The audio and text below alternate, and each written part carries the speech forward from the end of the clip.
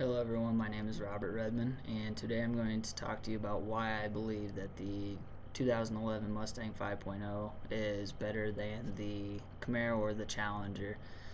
I do own a 2011 Mustang 5.0, but that is not the only reason I believe that it is the best car. I have had many people that are Chevy enthusiasts actually stop me and talk to me about my car and tell me how much they have gained respect for Ford with coming out with the new 5.0. Um, I've been a Ford lover my whole life, and I'm not expecting to turn anybody over from a Chevy lover to a Ford lover, but I'm going to give you my reason behind why I believe that the car is better than the other two that you can possibly buy. I will first start with the specs and the features of the cars. The Mustang, to start, has come out with a aluminum block. They brought back the 5.0, and they're running dual overhead cams with aluminum heads, factory cold air intake, um, 11 to 1 compression. The cars come factory now with the sync system and with the Bluetooth, hands-free talking, completely free with the car for the life of the car. And the sync system, everything within the sync system is 100% free minus the GPS. The GPS is included with the car for the first 3 years before you have to pay anything for it. Um, the Camaro, feature wise, probably has some of the best features standard than the other two cars.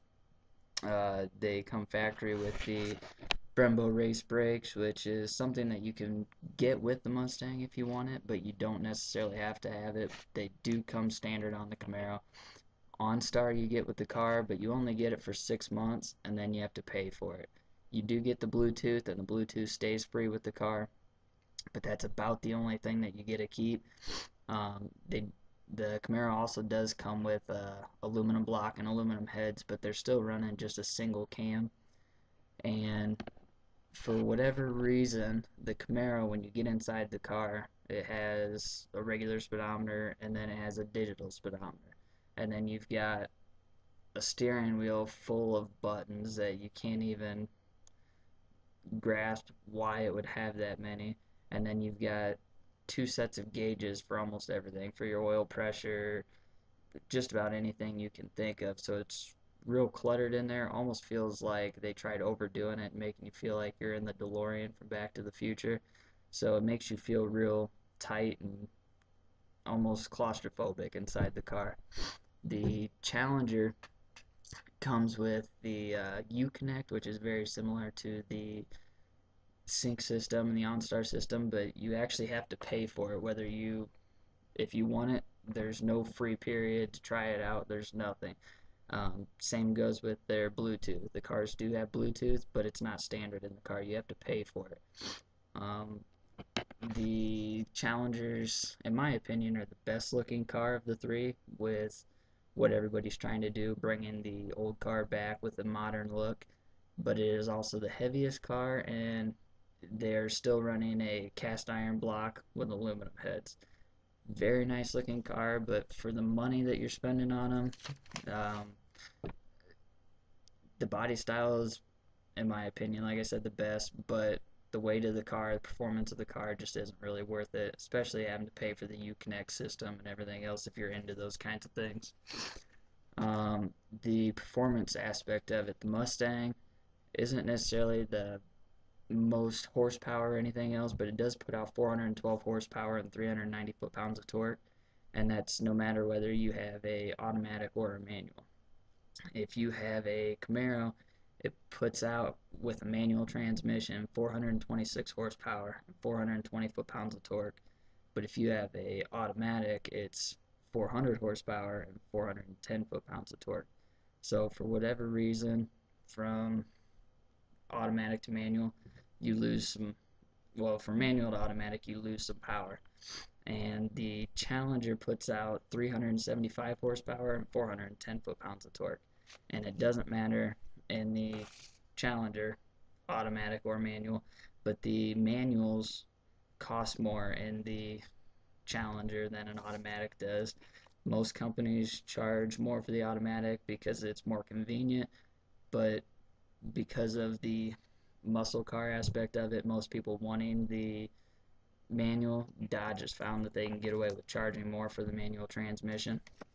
So, um, now talking about the specs of the car, I will talk a little bit about the cost to own the vehicle. The Mustang, the starting price of the 5.0 starts just over 29,000, and it can run all the way up to about $38,000. Just depends on what what you have within it. If you want a convertible, it may go up over that, but not too much more.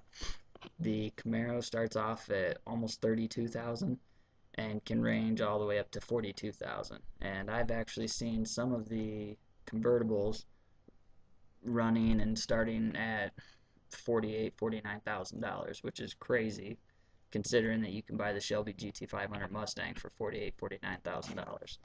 And the Challenger is the most expensive, starting off at almost $34,000 and ranges up to almost $45,000. Gas mileage wise, the Mustang is rated from City 17, Highway 26. With mine, I actually took it on a road trip one time, drove from Iowa to Wyoming, and averaged 28.2 miles to the gallon the entire road trip. Um, the Camaro, 16 city, 24 highway, and the Challenger is 15 city, 24 highway. So they're all about the same.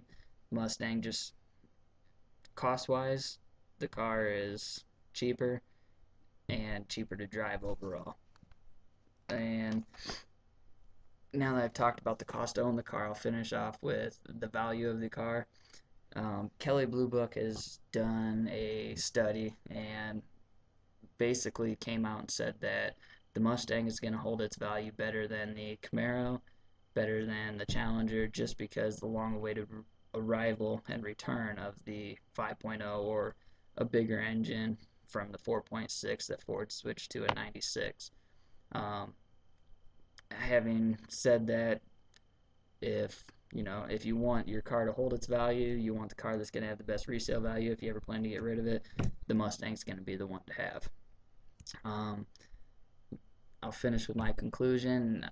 Like I said at the beginning, I don't necessarily think that I'm going to switch anybody over from one side to another, but I do believe that the Mustang, because of the power that it puts out, the gearing, the way that the car's set up, the comfort, the ride, having been in all three of them, just the way that the overall ride of it, the performance, everything about the car is way smoother than the other two. Um, and the price to own the car versus the other two is way cheaper. I enjoyed being in the class, and I hope you enjoyed this speech. Thank you for your time.